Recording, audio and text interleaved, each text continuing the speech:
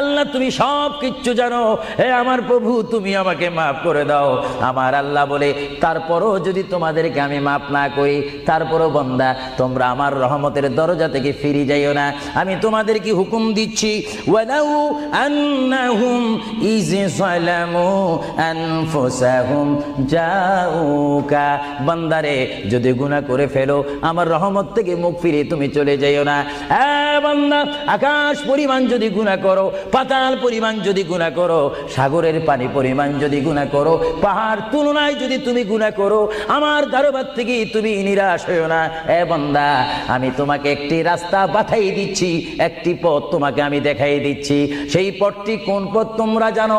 ওয়ালাউ আন্নাহুম ইয যালামু আনফুসাহুম জাউকা, বান্দারে যখন তোমরা বরবাদ হয়ে যাবে তখন তোমাদেরকে একটা পথ আমি তোমাদেরকে দেখাই দিলাম।